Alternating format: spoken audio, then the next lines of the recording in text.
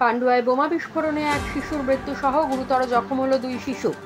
তারপর সেই বিষয় নিয়ে চাঞ্চল্য ছড়ায় গোটা এলাকা সহ হুগলির রাজনৈতিক মহলে। সেই বিষয় নিয়ে গুরুতর জখম রূপম বল্লভের বাবা সুখদেব বল্লভকে নিয়ে এক বিস্ফোরক সাংবাদিক বৈঠক করলেন লকেট চট্টোপাধ্যায় সহ আইনজীবী মৃন্ময় মজুমদার।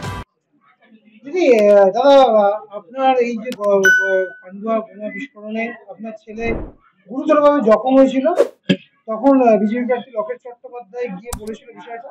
সেদিনকেও আপনি কিন্তু বলেছিলেন যে পারিবারিক একটা বিষয় ছিল। তারপরে এখন বলছেন যে আপনাকে জোর করে সই করানো হয়েছে পুলিশ।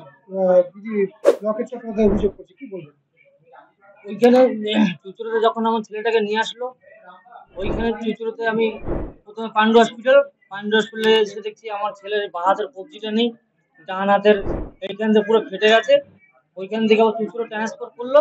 ওইখানে এসে আমি তো আমার ছেলের ওই দুটো হাত দেখে আমার তো মাথা ঘুরে গেছে। দিয়ে পুলিশ এদিকে সবাই আমাকে ঘিরে ধরেছে।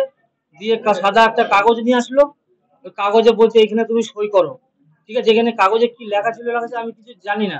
আমাকে বললো শুধু সই করে দাও এখানে তুমি। আমাকে জোর করে এখানে সাদা কাগজে সই করালো। ওই সইটা আমি আমি সইটা করে দিয়েছি। ওখানে ওখানে কি লেখা ছিল সেটা আমি জানি না। আমাকে জোর করে ওখানে সাদা কাগজে একটা সই করালো। কে সই করালো? কে সই করালো আপনাকে? সই করে যে ওই থানার পুলিশ। কোথায় এসে? চুচুড়ো হসপিটালের মানে সামনে।